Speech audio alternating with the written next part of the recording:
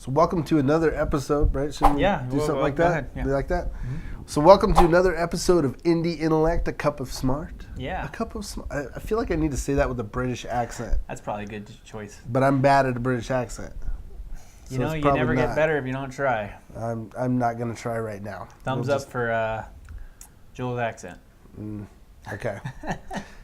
So yeah. Oh. No, go ahead. Oh, well, sorry. This is already off to a great start. This is wonderful. So yeah, we wanted to talk about a business topic. Mm-hmm. This is an entrepreneurial one. You know, we do that sometimes here. Well, specifically, it's related to Kickstarter, and right now, Kickstarter is a great platform for not just people with good ideas, but for people that are wanting to start a business. Right. It's called Kickstarter not because you're going to one-time fund a painting project that you have, but it's called Kickstarter because it's kickstarting your career in a certain direction. I believe that was the intention behind why they started it, and based off the name and some of the projects that have come out of Kickstarter. Right. I never really thought about it, but that makes sense. Yeah. Because right now it looks like, the Kickstarter is a way to just tell people about your thing you're doing, your movie. Right. Right. Not that everybody thinks that way, but you see music and movies go through Kickstarter. It's got that feel. Right. Kind of creative projects. One-time projects. Right. So, but no. It can be so much more than that. Yeah, definitely. And that's what I was using it for back in, I think it was like 2012. I started a project. So I guess I'll just tell the story. Go for it. Okay, so tell us the story. I'll tell you the story. Story time? Story time with Daniel. Because I love those moving graphics. I think those were your hands. I don't think those are a graphic. Actual graphics. Oh, okay. Okay, so here's the story. I invented this thing called a fleo nalu, which means, I believe it means flying bow. So fleo is British. Okay. That's right, Old English for flying, and bow, or bow, is it a bow? Wave is nalu, sorry. Flying wave. Okay. It's supposed to have this effect of the Old English violin and the Hawaiian ukulele put together to make the fleo nalu. So you could, it was all the same strings as a ukulele, but you could bow it. Oh, okay. So it was really cool. And I put it out on Kickstarter. The way I did it, though, the way I prepared this Kickstarter was I was really nervous what people would think about it. I didn't want any input from family or friends. I didn't want to delay the process. I was in a real big hurry to get this thing out there. Okay. So I took the project. I made the violin, just made one prototype. I didn't know how to play it, and my wife didn't know how to play it, even though she knows how to play violin. But it was just like, it doesn't matter. It looks cool. I'm going to put it out there. I got it done. Took some photos, put it on Kickstarter, had all my whole pitch on there and stuff, and it blew up really well. Like, it was on the front page of Kickstarter. Oh, wow. Yeah, it was under the Creator's Choice, like on the second day that it was out there, or the first day. Wow. Creator's Choice, yeah. So they had it up in the front. That's cool. And a guy from NPR in Chicago, so not just the local one in Idaho or New Mexico, which are the lame NPRs, but the cool one up in Chicago, All NPRs are wishing that they were Chicago. Let's just be honest. That makes sense.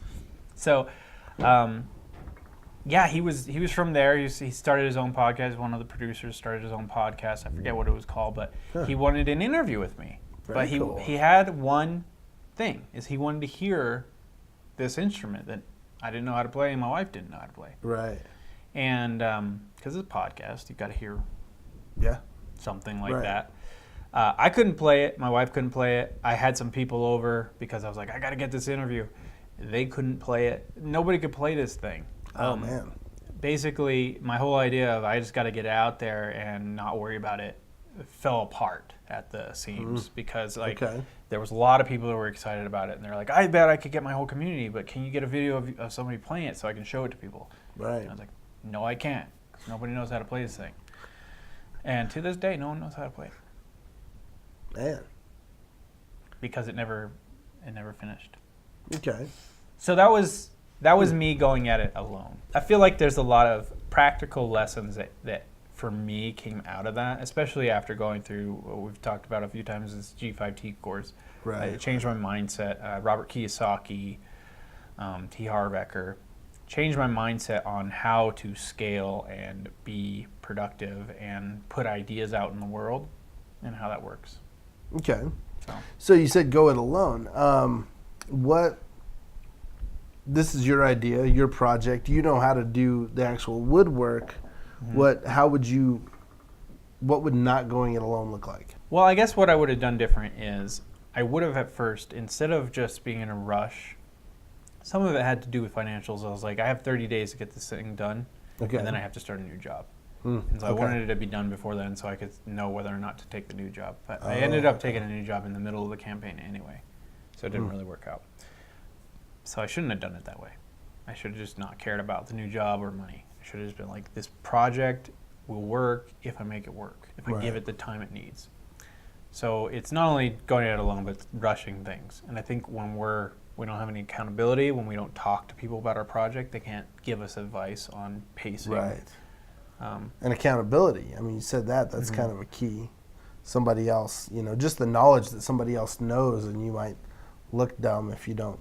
Yeah. Well, I didn't want to look dumb in the first place. I knew I had a cool product, and I didn't want to get any kind of discouragement. So I thought, well, going at it alone will be fine, because then I don't have to worry about any type of discouragement. Right. I guess the biggest obstacle of telling people about what you're doing is the fear that you put on yourself before you actually get the interview. Right. Yeah. Or not the interview, but the conversation. Right.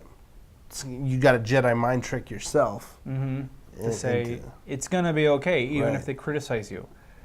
We got so much social anxiety today about fear of what people are going to think about us and stuff. The internet does that to us. Yeah. Because internet and just society in general. Oh, yeah. No, but when you get shamed on Twitter, I mean, it destroys people's lives. Yeah. It's pretty nuts. True. Been watching some videos on that. But regardless, that was my fear, and I didn't want to be touched or tampered with.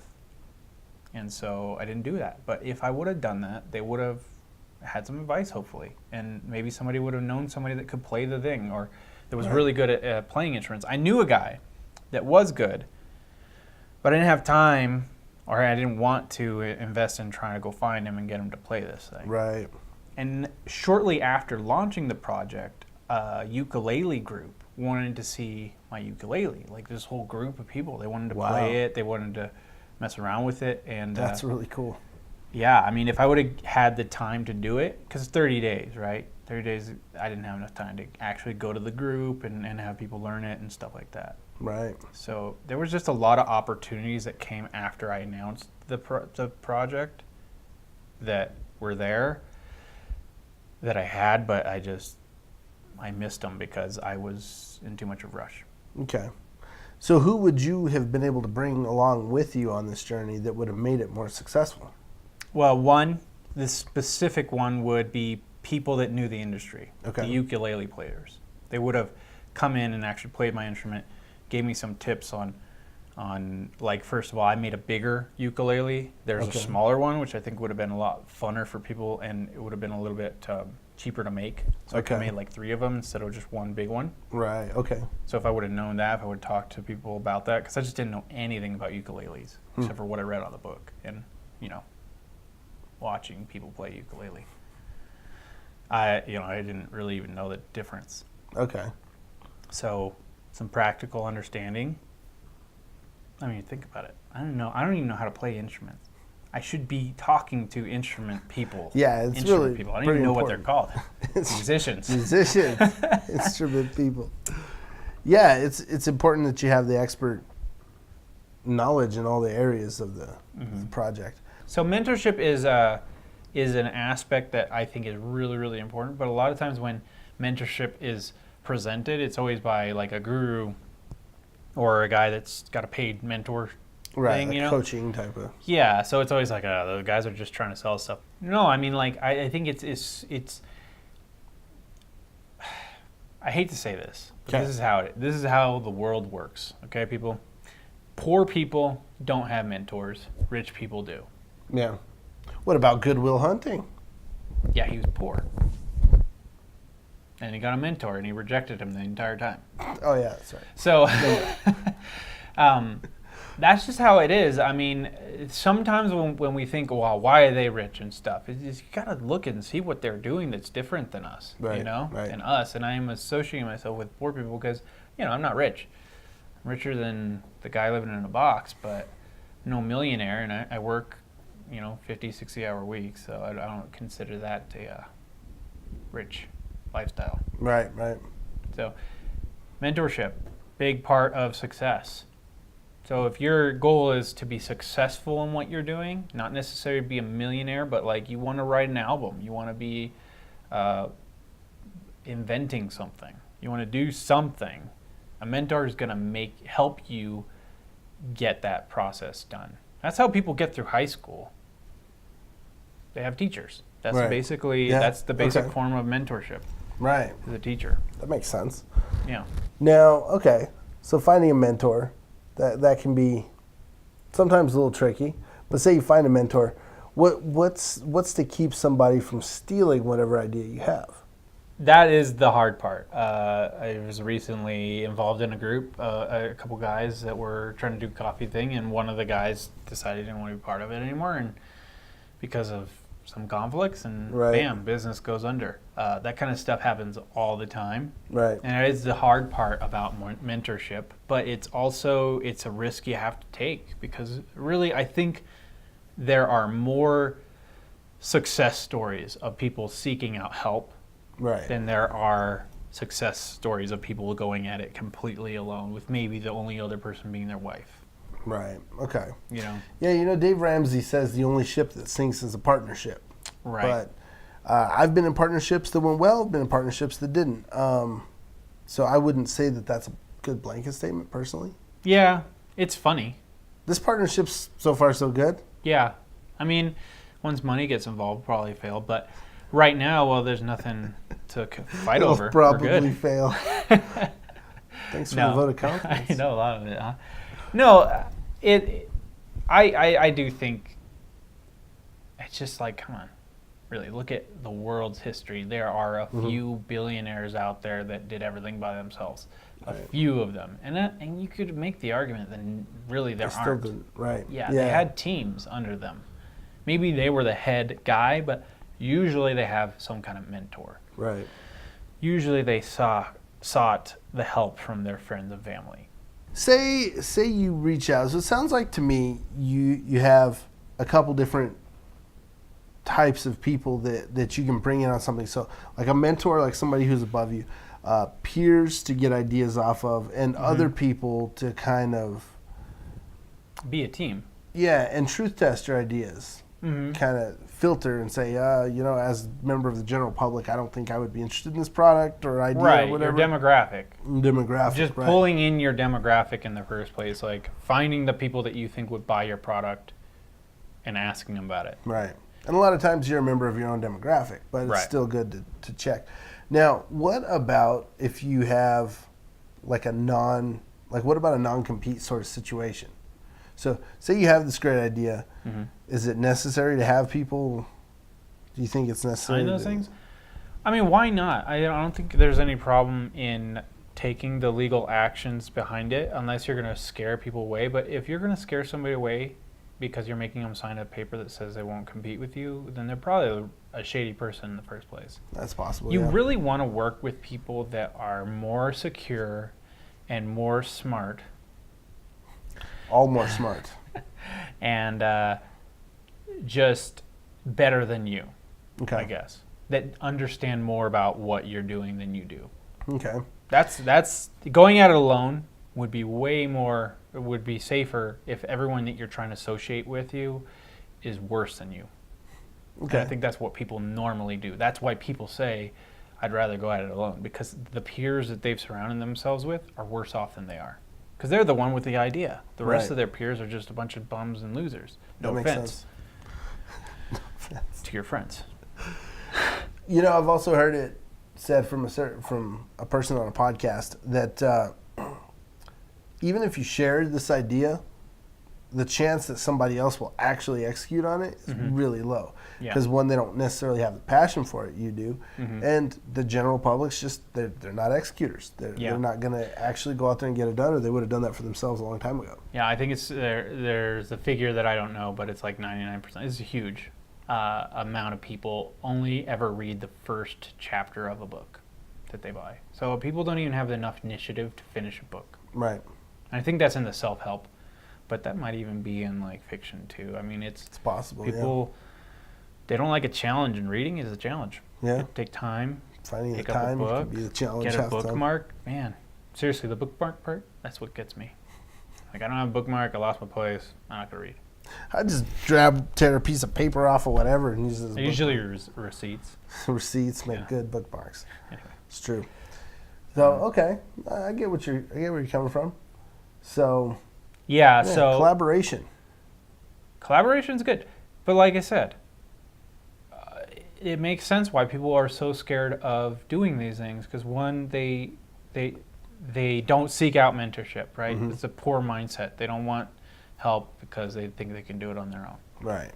And then the other poor mindset is, well, the people around me are all bad, so I don't want their help because they're a bunch of losers, so I'll just do it myself.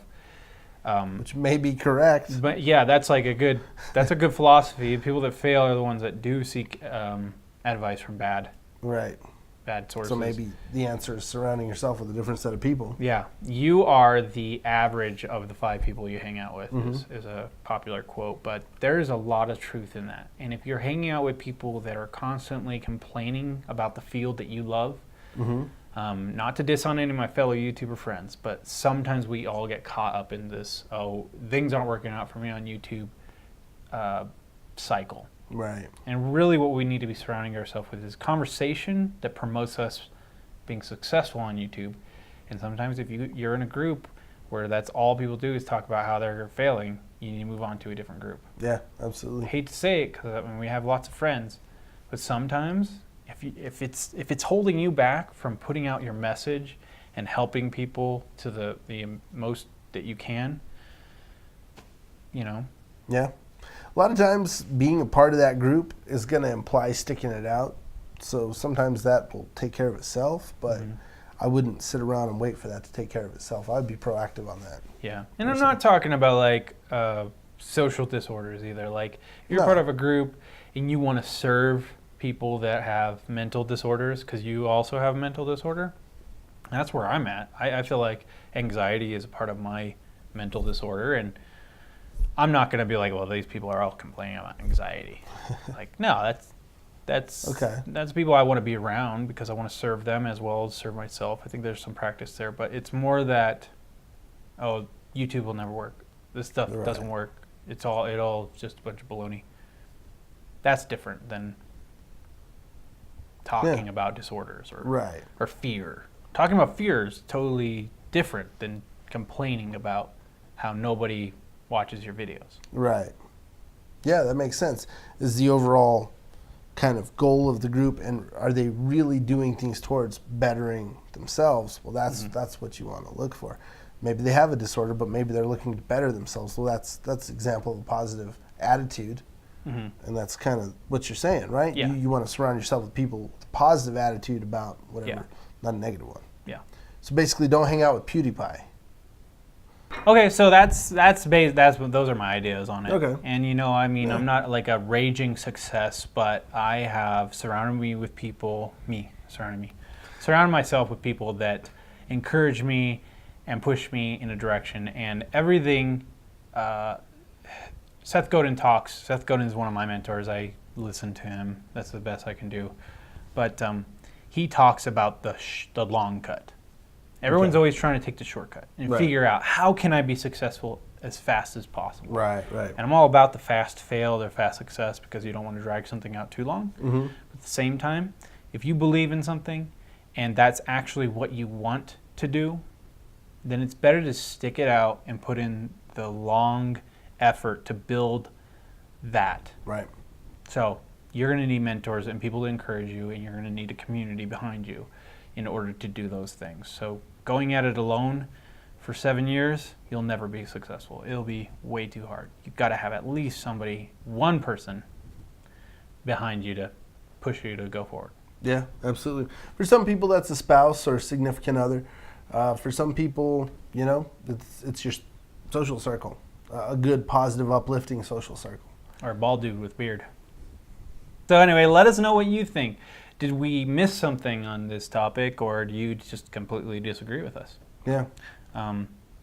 Let us know your reasons. I would love to hear the argument against this, because I feel like there's probably a lot of insight to anyone that disagrees with this. So I'm not saying, right. you know, we're encouraging you to give us those anti-arguments, because it helps us learn about other aspects, other angles. Right. So. Yeah, sometimes there's just the one thing that somebody's missing. They've got all the right ideas, they've read all the right books, but there's something that they're not seeing that's holding them back. Maybe you see something like that here. Not to mention there's a million different personality types. So like and subscribe, comment, and let's keep the discussion going. Yeah, we'll see you guys tomorrow for Afterthoughts. And again, thanks for being here and being a part of this community. Fist bump. You're Virtual our, fist bump. Yeah, you're our guys that keep us going. Right.